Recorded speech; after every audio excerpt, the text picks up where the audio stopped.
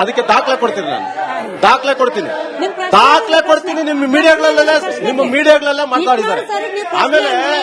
ಆಮೇಲೆ ಮೇಡಮ್ ಇಬ್ಬರಿಗೂ ಕೇಳ್ತೀನಿ, ಅಲ್ಲ ಅವ್ರಿಬ್ರಿಗೂ ಕೇಳ್ತೀನಿ, ನಾನು ಬಿಜೆಪಿ ಅವ್ರಿಗೂ ಕೇಳ್ತೀನಿ, ಕಾಂಗ್ರೆಸ್ನವ್ರಿಗೂ ಕೇಳ್ತೀನಿ. ಆಮೇಲೆ ಇವರು ಯಾರು ಮೋದಿ ಅವರು ಬಂದ್ಮೇಲೆ ಏನೋ ದೇಶ ಉದ್ಧಾರ ಆಗ್ಬಿಡ್ತು ಅಂತ ಹೇಳಿದ್ರು, ಜಿಡಿಪಿ ಎಲ್ಲೋಗಿದೆ ಅಂತ ಹೇಳ್ಬೇಕು. ಇವರ ಸುದೀರ್ಘ ಪ್ರಶ್ನೆಯಲ್ಲಿ ನಿಮಗ್ ಸಂಬಂಧಪಟ್ಟ ಪ್ರಶ್ನೆ ಕೇಳ್ತೀನಿ. ಅಂಬೇಡ್ಕರ್ ಅವ್ರದ್ದು ಲಿಮಿಟೆಡ್ ಹೋರಾಟ ಅಂದ್ರು. ಇನ್ಫ್ಯಾಕ್ಟ್ ಕಾಂಗ್ರೆಸ್ನವರು ಕೂಡ ಹಾಗೆ ಮಾಡ್ಕೊಂಡು ಬಂದಿದ್ದಾರೆ, ಕೇವಲ ಸಂವಿಧಾನ ಶಿಲ್ಪಿ ಅನ್ನೋದಕ್ಕೆ ರಿಸ್ಟ್ರಿಕ್ಟ್ ಮಾಡ್ತಿದ್ದಾರೆ ಅಂಬೇಡ್ಕರ್ ಅವರನ್ನ ಅಂತ. ಈಗ ಒಂದು ಐತಿಹಾಸಿಕ ಹೋರಾಟದಲ್ಲಿ ಭಾರತ, ಆ ಕಾಲದ ಭಾರತ ಅತ್ಯಂತ ದೊಡ್ಡ ದೇಶ ಜಗತ್ತಲ್ಲಿ. ಆ ದೇಶದ ಒಂದು ಸ್ವಾತಂತ್ರ್ಯ ಹೋರಾಟ ಬಹಳ ದೊಡ್ಡ ಐತಿಹಾಸಿಕ ಘಟನೆ.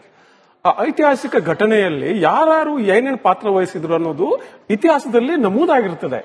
ಅದನ್ನ ಕಾಂಗ್ರೆಸ್ ಆಗ್ಲಿ, ನಾನು ಕಾಂಗ್ರೆಸ್ ಅಲ್ಲಪ್ಪ, ನಾನು ಡಿ ಕೆ ಶಿವಕುಮಾರ್ ಅಲ್ಲ, ನಾನು ಸಿದ್ದರಾಮಯ್ಯ ಅಲ್ಲ, ನಾನು ಕಾಂಗ್ರೆಸ್ ಪರವಾಗಿನೂ ಇಲ್ಲ.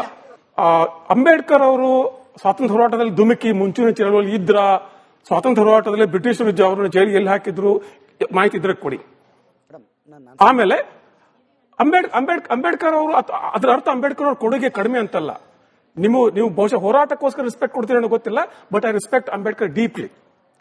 ನನಗೆ ಅವ್ರ ಬಗ್ಗೆ, ಯಾಕಂದ್ರೆ ಆ ಕಾಲದಲ್ಲಿ ಅಷ್ಟು ದೊಡ್ಡ ಮೇಧಾವಿ, ಅಮೆರಿಕ ಲಂಡನ್ ಅಲ್ಲಿ ಹೆಸರು ಮಾಡೋದು ಸಣ್ಣ ಕೆಲಸ ಅಲ್ಲ. ಒಬ್ಬ ಅಸ್ಪೃಶ್ಯತೆಯಿಂದ ಬಂದಂತ ಹುಡುಗ, ದೊಡ್ಡ ಸಾಧನೆ ಅದು. ಅದ್ರ ಬಗ್ಗೆ ನನಗೆ ಗೌರವ ಇದೆ, ಅದೆಲ್ಲ ನಾನು ಮಾತಾಡ್ತಾ ಇರೋದು. ಆದ್ರೆ ಈ ಹೋರಾಟದ ಪಾಲುದಾರಿಕೆ ಏನಿದೆಯಲ್ಲ, ಶ್ರೇಯಸ್ಸಿನ ಪಾಲುದಾರಿಕೆ, RSS ಸಿಂಗಾಪುರ ಕೇಳಿ, ಇಲ್ಲ ಭಗತ್ ಸಿಂಗ್ ಮಾಡಿಲ್ವಾ, ಅವ್ರು ಮಾಡಿಲ್ವಾ, ಅವ್ರು ಹೇಳ್ತಾರೆ, ನೀವು ಈಗ ಹೇಳ್ತೀರಿ. ಬಟ್ ಆಕ್ಚುಲಿ ಏನಾಗುತ್ತೆ ಅಂದ್ರೆ, ಸ್ವಾತಂತ್ರ್ಯ ಹೋರಾಟ ಮುಗಿಸ್ತೇನೆ. ಈಗ ಬ್ರಿಟಿಷರು ಹೋದಾಗ, ಬ್ರಿಟಿಷರು ಹೋಗ್ಬೇಕಾದ್ರೆ ಭಾರತವನ್ನ ಕಾಂಗ್ರೆಸ್ ಕೊಡ್ತಾರೆ, ಪಾಕಿಸ್ತಾನ ಮುಸ್ಲಿಂ ಲೀಗ್ ಕೊಡ್ತಾರೆ. ಆದ್ರೂ ಕೂಡ ನೆಹರು ಅವರು ಸಂವಿಧಾನ ಸಮಿತಿ ಮಾಡಿ ಅಂಬೇಡ್ಕರ್ ಅವ್ರನ್ನ ಕರ್ಕೊಂಬಂದು ಕೂರಿಸ್ತಾರೆ ಅಲ್ಲಿ. ಹಿ ಡಸ್ ನಾಟ್, ಎಲ್ಲರೂ ಕರೀತಾರೆ. ಆಮೇಲೆ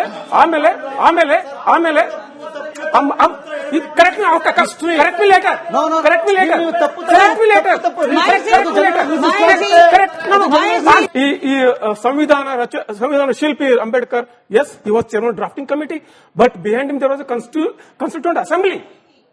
ಒಂದು ಇಡೀ ದೇಶದ ಅತ್ಯಂತ ಮಹಾನ್ ಚಿಂತಕ ಒಂದು ಗಂಡಿತ್ತು ಹಿಂದಗಡೆ. ಹಾಗೆ ನೀವು ಅಂಬೇಡ್ಕರ್ ಶ್ರೇಯಸ್ಸನ್ನು ಕೊಡೋದ್ರಲ್ಲಿ ನಂದೇನು ಅಭ್ಯಂತರ ಇಲ್ಲ, ಐ ರೆಸ್ಪೆಕ್ಟ್ ಹಿಮ್. ಗಾಂಧೀಜಿಯವರ ಹೋರಾಟ ದೇಶದ ಸ್ವಾತಂತ್ರ್ಯಕ್ಕೆ, ಬಾಬಾ ಸಾಹೇಬ್ ಅಂಬೇಡ್ಕರ್ ಹೋರಾಟ ಸ್ವಾತಂತ್ರ್ಯ ಹೋರಾಟದಲ್ಲಿದ್ರೆ ಪ್ರೂಫ್ ಕೊಡಿ ಅಂತ ಕೇಳಿದ್ರು.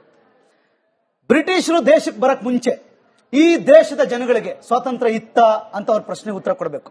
2000 ಒಂದ್ ನಿಮಿಷ ಗಾಂಧೀಜಿಯವರು ದೇಶಕ್ಕೆ ಸ್ವಾತಂತ್ರ್ಯ ಅಂತ ಹೇಳಿದ್ರೆ, ಬಾಬಾ ಸಾಹೇಬ್ ಅಂಬೇಡ್ಕರ್ ದೇಶದ ಜನಗಳ ಸ್ವಾತಂತ್ರ್ಯಕ್ಕೋಸ್ಕರ ಹೋರಾಟ ಮಾಡಿದ್ರು.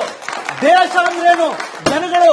ನೀರು ಮುಟ್ಟಕ್ ಬಿಡಲ್ಲ, ಶಾಲೆಗೆ ಬಿಡಲ್ಲ, ಇವ್ರು ಮಾತಾಡ್ಸಂಗಿಲ್ಲ, ಅವ್ರು ಮಾತಾಡ್ಸಂಗಿಲ್ಲ. 2000 ವರ್ಷಗಳ ಕಾಲ ಇದೇ ಭಾರತೀಯರು ಅಂತ ಅನ್ನಿಸ್ಕೊಂಡವರು, ಮೇಲ್ಜಾತಿ ಅಂತ ಅನ್ನಿಸ್ಕೊಂಡವರು, ಇಲ್ಲಿನ ಶೂದ್ರರಿಗೆ ಮತ್ತು ಅಸ್ಪೃಶ್ಯರಿಗೆ 2000 ವರ್ಷಗಳ ಕಾಲ ಸ್ವಾತಂತ್ರ್ಯವನ್ನು ಕಿತ್ಕೊಂಡಿದ್ರಲ್ಲ. ಬ್ರಿಟಿಷರು ಬಂದು ಮೊನ್ನೆ ಕಿತ್ಕೊಂಡಿರೋದಲ್ಲ ಸ್ವಾತಂತ್ರ್ಯ, 2000 ವರ್ಷಗಳಿಂದ ಜನಗಳ ಸ್ವಾತಂತ್ರ್ಯವನ್ನು ಕಿತ್ಕೊಂಡಿದ್ದೀರಲ್ಲ, ಅದರ ಪರವಾಗಿ ಬಾಬಾ ಸಾಹೇಬ್ ಅಂಬೇಡ್ಕರ್ ಹೋರಾಟ ಮಾಡಿದ್ರು. ಬಾಬಾ ಸಾಹೇಬ್ ಅಂಬೇಡ್ಕರ್ ಸಂವಿಧಾನ ರಚನಾ ಸಮಿತಿಗೆ ಅಂಬೇಡ್ಕರ್ ಸಂವಿಧಾನ ರಚನಾ ಸಮಿತಿಗೆ ಯಾರ ಮರ್ಜಿ ಮುಲಾಜಿಂದ ಒಳಗಾಗ್ಲಿಲ್ಲ. ಚುನಾವಣೆ ಇತ್ತು, ಆ ಚುನಾವಣೆಗೆ ಕಂಟೆಸ್ಟ್ ಮಾಡಿದಾಗ ಕಾಂಗ್ರೆಸ್ ಅವ್ರ ವಿರುದ್ಧ ಕ್ಯಾಂಡಿಡೇಟ್ ಹಾಕಿತ್ತು. ಅವತ್ತಿನ ಜನಸಂಘ ಅಂದ್ರೆ ಇವತ್ತಿನ ಬಿಜೆಪಿ ಸಪೋರ್ಟ್ ಮಾಡ್ತು. ಒಂದ್ ನಿಮಿಷ. ಕಾಂಗ್ರೆಸ್ ಬಾಬಾ ಸಾಹೇಬ್ ಅಂಬೇಡ್ಕರ್ ವಿರುದ್ಧ ಕ್ಯಾಂಡಿಡೇಟ್ ಹಾಕಿದ್ರು. ಕಾಂಗ್ರೆಸ್ ಪರವಾಗಿ ಕಮ್ಯುನಿಸ್ಟರು ಮತ್ತು ಅವತ್ತಿನ ಜನಸಂಘ ಇವತ್ತಿನ ಬಿಜೆಪಿ ಸೇರ್ಕೊಂಡು 3 ಜನ ಸೇರ್ಕೊಂಡು, ಕಾಂಗ್ರೆಸ್, ಬಿಜೆಪಿ, ಕಮ್ಯುನಿಸ್ಟರು ಸೇರ್ಕೊಂಡು ಬಾಬಾ ಸಾಹೇಬ್ ಅಂಬೇಡ್ಕರ್ ಸೋಲ್ಸಿದ್ರು. ಬಾಬಾ ಸಾಹೇಬ್ ಅಂಬೇಡ್ಕರ್ ಸೋಲ್ಸಿದ್ದಾರೆ.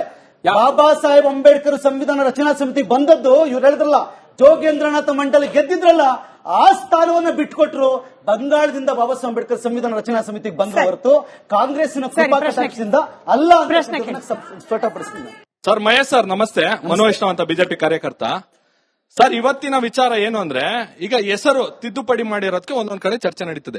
ಒಂದು ವೇಳೆ ಮಹಾತ್ಮ ಗಾಂಧೀಜಿ ಅವರೇನಾದ್ರು ಇದ್ದಿದ್ರೆ ಇದಕ್ಕೆ ಅವ್ರದ್ದು ಸಹ ಸಹಮತ ಇರ್ತಾ ಇತ್ತು, ನನ್ನ ಅನಿಸಿಕೆ ಸರ್. ಯಾಕೆಂದ್ರೆ ಅವರು ರಾಮನ ಅಷ್ಟೊಂದು ಆ ಲೆವೆಲ್ಗೆ ಆರಾಧನೆ ಮಾಡ್ತಿದ್ರು, ಅವರು ಸಹ ಒಪ್ತಿದ್ರು ಸರ್. ಜೊತೆಗೆ ಈಗೇನ್ ಹೆಸರು ತಿದ್ದುಪಡಿ, ಈಗ ಸಂವಿಧಾನವನ್ನು ಕಾಂಗ್ರೆಸ್ಸಿಗರು 108 ಬಾರಿ ತಿದ್ದುಪಡಿ ಮಾಡಿದ್ದಾರೆ, ಅದರ ಬಗ್ಗೆ ಏನ್ ಹೇಳ್ತೀರಾ ಸರ್?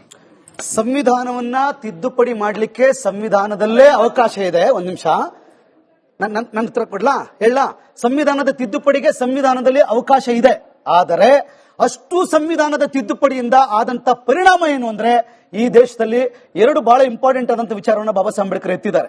ಈ ದೇಶದಲ್ಲಿ ಸಾಮಾಜಿಕ ಅಸಮಾನತೆ ಇದೆ, ಆರ್ಥಿಕ ಅಸಮಾನತೆ ಇದೆ, ರಾಜಕೀಯ ಸಮಾನತೆಯನ್ನು ನಾನು ಆಲ್ರೆಡಿ ಕೊಟ್ಟಿದ್ದೀನಿ. ಒಬ್ಬ ವ್ಯಕ್ತಿಗೆ ಒಂದು ಓಟು, ಒಂದು ಓಟಿಗೆ ಒಂದು ಮೌಲ್ಯ. ಈ ರಾಜಕೀಯ ಸಮಾನತೆಯನ್ನ ಬಳಸಿಕೊಂಡು ಯಾರು ಸರ್ಕಾರದ ಗದ್ದುಗೆಯನ್ನು ಹಿಡ್ಕೊತೀರಿ, ನಿಮ್ಮ ಕೆಲಸ ಏನು ಅಂದ್ರೆ ಈ ದೇಶದಲ್ಲಿ 2000 ವರ್ಷಗಳಿಂದ ಸಾಮಾಜಿಕ ಅಸಮಾನತೆ ಇದೆ. ಅಂದ್ರೆ ಜಾತಿಗಳಿದೆ. ಅವನ್ ಗೌಡ, ಕುರುಬ, ಕುಂಬಾರ, ಅಗಸ, ಉಪ್ಪಾರ, ಗಾಣಿಗ, ಈಡಿಗ, SC ST ಅಂತಕ್ಕಂಥ ಜಾತಿಗಳಿದೆಯಲ್ಲ, ಇದನ್ನ ಜಾತಿ ವ್ಯವಸ್ಥೆಯನ್ನ ತೊಡೆದಾಕ್ಬೇಕು, ಅಸ್ಪೃಶ್ಯತೆಯನ್ನ ತೊಡೆದಾಕ್ಬೇಕು. ಅದಕ್ಕೆ ಸಾಮಾಜಿಕ ಪರಿವರ್ತನೆ ಬೇಕಾದಾಗ ನೀವು ತಿದ್ದುಪಡಿಯನ್ನ ಮಾಡಬಹುದು. ಎರಡನೇದು, ಆರ್ಥಿಕವಾಗಿ ಒಬ್ಬ ತುಂಬಾ ಶ್ರೀಮಂತ, ಒಬ್ಬ ತುಂಬಾ ಬಡವ, ತುಂಬಾ ಡಿಫರೆನ್ಸಸ್ ಇದೆ. ಈ ಸಾವಿರಾರು ವರ್ಷಗಳಿಂದ ನಡ್ಕೊ ಬರ್ತಾ ಇದೆ. ಈ ಅಸಮಾನತೆ ಹೋಗಬೇಕು. ಈ ಆರ್ಥಿಕ ಅಸಮಾನತೆ ಮತ್ತು ಸಾಮಾಜಿಕ ಅಸಮಾನತೆಯನ್ನ ಸರಿ ಮಾಡ್ಲಿಕ್ಕೆ ಸಂವಿಧಾನದಲ್ಲಿ ತಿದ್ದುಪಡಿಗೆ ಅವಕಾಶ ಇದೆ. ಆದ್ರೆ ತಿದ್ದುಪಡಿಯನ್ನ ಮಾಡಿದ್ರು ಅವ್ರು ಹೇಳ್ದಂಗೆ 108 ಬಾರಿ ತಿದ್ದುಪಡಿಯನ್ನ ಮಾಡಿದ್ದಾರೆ, ಈಗಲೂ ಮಾಡ್ತಾ ಇದ್ದಾರೆ. ಅಲ್ಟಿಮೇಟ್ಲಿ ಈ ದೇಶದಲ್ಲಿ ಜಾತಿ ಹೋಗ್ಲಿಲ್ಲ, ಅಸ್ಪೃಶ್ಯತೆ ಹೋಗ್ಲಿಲ್ಲ, ಬಡತನ ಹೋಗ್ಲಿಲ್ಲ. ಅದಕ್ಕೆ ಬಾಬಾ ಸಾಹೇಬ್ ಅಂಬೇಡ್ಕರ್ ಹೇಳಿದ್ರು, ಸಿಸ್ಟಮ್ ಅಂತಕ್ಕಂಥದ್ದು ಸಂವಿಧಾನ ಕರೆಕ್ಟ್ ಆಗಿದೆ. ಆಳುತ್ತಕ್ಕಂಥವ್ರು, ರೂಲ್ ಮಾಡ್ತಕ್ಕಂಥವ್ರು ಹೇಡಿಗಳಾದ್ರೆ, ರೂಲ್ ಮಾಡ್ತಾ ಇರ್ತಕ್ಕಂಥವ್ರು ಭ್ರಷ್ಟರಾದ್ರೆ ಈ ವ್ಯವಸ್ಥೆ ಸರಿ ಹೋಗಲ್ಲ ಅಂತ ಸರ್ ಮಾತಾಡ್ತಾ ಹೇಳಿದ್ರು. ಜನಸಂಘ ಅಂಬೇಡ್ಕರ್ ಅವ್ರನ್ನ ಸೋಲಿಸೋದಕ್ಕೆ ಪ್ರಯತ್ನ ಪಡ್ತು ಅಂತ. Factual incorrect. 1954 ಜನಸಂಘ ಆಯಿತು. ಜನಸಂಘವನ್ನ ಸಂಸ್ಥಾಪನೆ ಮಾಡಿದ್ದು ಶ್ಯಾಮ ಪ್ರಸಾದ್ ಮುಖರ್ಜಿ ಅವರು ಬಂಗಾಳದಿಂದ ಬಂದು. ಯಾವಾಗ ಅಂಬೇಡ್ಕರ್ ಅವರು ಬಂಗಾಳದ ಬೈ ಇಲೆಕ್ಷನ್ ಅಲ್ಲಿ ಗೆದ್ರು, ಚುನಾವಣೆ ನಿಂತರು, ಅವತ್ತು ಶ್ಯಾಮ್ ಪ್ರಸಾದ್ ಮುಖರ್ಜಿ ಅವರ ಎಲ್ಲಾ ಭಿನ್ನಾಭಿಪ್ರಾಯಗಳನ್ನ ಬಿಟ್ಟು ಅಂಬೇಡ್ಕರ್ ಜೊತೆಗೆ ನಿಂತ್ಕೊಂಡು ಅವ್ರು ರಾಜ್ಯಸಭೆ ಬರೋದಕ್ಕೆ ಸಹಾಯ ಮಾಡಿದ್ದಾರೆ. ಇಟ್ ಈಸ್ ಫ್ಯಾಕ್ಚುಯಲಿ ನಿಮ್ಗೆ ರೆಕಾರ್ಡ್ ಇದೆ. ಅಜಿತ್ ಸರ್, ನಿಮ್ಗೆ ಪ್ರಶ್ನೆ ಸರ್. ಹೇಳಿ ಮೇಡಮ್. ನೋಡಿ ಸರ್, ಈಗ ಮಹಾತ್ಮ ಗಾಂಧಿ ಹೆಸರನ್ನ ಚೇಂಜ್ ಮಾಡ್ತಾರೆ ಅಂತ ನಮ್ಮ ಕಾಂಗ್ರೆಸ್ ಅವರು ರಾಷ್ಟ್ರವ್ಯಾಪಿಯಾಗಿ ಒಂದು ಪ್ರತಿಭಟನೆಯನ್ನ ನಾವು ಹಮ್ಮಿಕೊಂಡಿದೀವಿ. ನೋಡಿ, ನಮ್ಮ ಯೋಜನೆ ಹೆಸರು Mahatma Gandhi national rural employment guarantee act. ನೀವು ಮಾಡಿರೋದು Viksit Bharat guarantee for Rozgar and Ajeevika mission ಅಂತ. ನೀವು ಅದನ್ನ VB ಜಿ ರಾಮ್ಜಿ ಅಂತ ಕರೆದ್ರಿ, ನಾವು ಅದನ್ನ VB ಗ್ರಾಮ್ಜಿ ಅಂತ ಕರೆದ್ವಿ. ಇದರಲ್ಲಿ ರಾಮ ಎಲ್ಲಿದ್ದಾರೆ ಸರ್? ನನಗೆ ಗೊತ್ತಿಲ್ಲ. ರಾಮ ಎಲ್ಲಿದ್ದಾರೆ ನನಗೆ ಗೊತ್ತಿಲ್ಲ. ನೀವೇ ಸೃಷ್ಟಿ ಮಾಡಿದ್ರಿ ಅಲ್ವಾ ಸರ್? ನೀವೇ ರಾಮ ನೋಡಿ, ಹಿಂಗೆ ನೀವು ಓದೋದೇ ಹೀಗೆ VBG ರಾಮ್ಜಿ. ನೀವು ಪ್ರನೌನ್ಸ್ ಮಾಡಿದ್ದು, ಮಾಧ್ಯಮಗಳು ಪ್ರನೌನ್ಸ್ ಮಾಡ್ತಾ ಇರೋದು ದೇಶವ್ಯಾಪಿಯಾಗಿ ಈ ಯೋಜನೆಯನ್ನ ರಾಮನ ಹೆಸರಿಟ್ಟಿದೀವಿ ಅಂತ ಮಂಕು ಬೂದಿ ಎರಚೋ ಒಂದು ಪ್ರಯತ್ನ ಯಾಕೆ? ಇದರಲ್ಲಿ ಇರೋದು ನಾಥೂರಾಮ್ ಗೂಡ್ಸೇನಾ? ಗಾಂಧೀಜಿಯನ್ನು ಕೊಂದಂತಹ ನಾಥೂರಾಮ್ ಗೂಡ್ಸೆ ಅವರ ಹೆಸರನ್ನ ಹಿಂಗಿಟ್ರ? ಅದನ್ನ ಯಾಕೆ ನೀವು VB ಗ್ರಾಮ್ಜಿ ಅಂತ ಓದಬಾರ್ದು? ಅರ್ಥ ಆಯ್ತು. ನೀವು ಮಹಾತ್ಮ ಗಾಂಧಿ ಗ್ರಾಮೀಣ ರೋಜ್ಗಾರ್ ಯೋಜನೆ ಅಂತ ಹೇಳ್ತಿರಲ್ಲ, ಯಾವತ್ತಾದ್ರೂ ಮಹಾತ್ಮ ಗಾಂಧಿ ಅಂತ ಹೇಳಿದ್ರು ಮನ್ರೇಗಾ ಅಂತಾನೆ ಹೇಳ್ತಾ ಇದ್ರು? ಮಹಾತ್ಮ ಗಾಂಧಿ ಇತ್ತು ಸೈಡಲ್ಲೇ, ಮನ್ರೇಗಾ ಅಂತ ಇದ್ರಿ ಅಷ್ಟೇ. ಹಂಗೆ ಇದು ರಾಮ್ಜಿ ಆಗಿದ್ದು.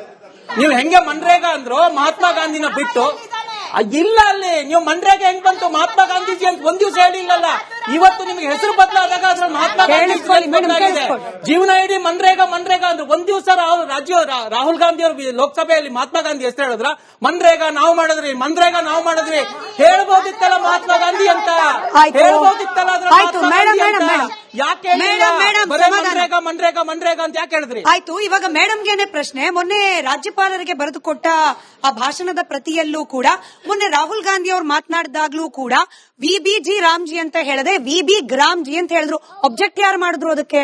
ಬಿಜೆಪಿ ಅವರು ಅಬ್ಜೆಕ್ಟ್ ಮಾಡಿದ್ರ? ಬಿಜೆಪಿ ಅವರು ಕಾಮನ್ ಆಗಿ ಎಲ್ಲಾ ಕಡೆ ರಾಮ್ಜಿ ಅನ್ನೋ ಹೆಸರನ್ನ ಉಪಯೋಗಿಸಿ ಮಂಕು ಬೂದಿ ಎರಚೋ ಪ್ರಯತ್ನ. ಅವರು ರಾಮ ಅಂತಾರೆ, ನೀವು ಗ್ರಾಮ ಅನ್ನಿ. ನಮಗ್ ಬೇಕಾಗಿರೋದು ಹಳ್ಳಿಗಳ ಉದ್ಧಾರ ಅಷ್ಟೇ. ಸಿಂಪಲ್. ಮಹೇಶ್ ಅವರೇ, ತಾವು ಒಂದ್ ಮಾತು ಹೇಳಿದ್ರಿ, ಸಾವಿರಾರು ವರ್ಷಗಳಿಂದ ದಲಿತರನ್ನ ಕಸ ತೆಗಿಲಿಕ್ಕೆ ಅಥವಾ ಗಲೀಜನ್ನ ಎತ್ತಕ್ಕೆ ಅಂತ ಹೇಳ್ಬಿಟ್ಟು ಉಪಯೋಗಿಸ್ತಾ ಇದ್ದಾರೆ ಅಂತ ಹೇಳ್ಬಿಟ್ಟು, ಅದನ್ನ ನೀವುಗಳೀಗ ಬುದ್ಧಿಜೀವಿಗಳನ್ನು ಅದನ್ನ ಯಾಕೆ ಮುಂದುವರಿಸಿಕೊಂಡು ಹೋಗ್ತಾ ಇದ್ದೀರಾ? ನೀವು ಯಾಕೆ ಅದನ್ನ ಸ್ಟಾಪ್ ಮಾಡಿಲ್ಲ? ನೀವು ಯಾಕೆ ಅನೌನ್ಸ್ ಮಾಡ್ತಾ ಇಲ್ಲ? ಇವೆಲ್ಲ ಕೆಲಸಗಳನ್ನ ನಾವು ಮಾಡಲ್ಲ, ಎಲ್ಲರೂ ಸೇರಿ ಮಾಡೋಣ, ನಾವುಗಳು ಒಂದೇ ಮಾಡಲ್ಲ. ನಮ್ಗೆ ಏನ್ ಸರ್ಕಾರದಿಂದ ಸವಲತ್ತುಗಳು ಕೊಡ್ತಾ ಇದಾವೆ ಅದೆಲ್ಲ ಬೇಡ, ಜನಸಾಮಾನ್ಯರಿಗೆ ಎಲ್ರಿಗೂ ಏನ್ ಸವಲತ್ತು ಕೊಡ್ತಾ ಇದಾರೋ ಆ ಸವಲತ್ತು ಒಂದೇ ಸಾಕು ಅಂತ ನೀವುಗಳು ಯಾಕೆ ಪ್ರೊಟೆಸ್ಟ್ ಮಾಡಿಲ್ಲ? ಯಾಕೆ ಅದನ್ನ ಸ್ಟಾಪ್ ಮಾಡಿಲ್ಲ? ಅಲ್ಲದೆ ಹೋದ್ರೂ ಕೂಡ, ಇವತ್ತಿನ ಚರ್ಚೆ ಇದಲ್ಲದೆ ಹೋದ್ರೂ ಕೂಡ ಇದಕ್ಕೆ ಪೂರಕವಾಗಿ ನಾನು ಕೇಳ್ತೀನಿ, ಬಡವರು ಗ್ರಾಮೀಣ ಭಾಗದವರನ್ನ ಉದ್ಧಾರ ಮಾಡಬೇಕು ಅಂತಾನೆ ಈ ಯೋಜನೆ ಆಗಿರೋದ್ರಿಂದ ಇಲ್ಲೂ ಕೂಡ SC ST ಗಳಿಗೆನೆ ಪ್ರತ್ಯೇಕವಾಗಿ, ಮೇಲ್ವರ್ಗದವರಿಗೆ ಪ್ರತ್ಯೇಕವಾಗಿ ಈ ವಿಂಗಡಣೆ ಬೇಕಾ ನಿಜವಾಗ್ಲೂ?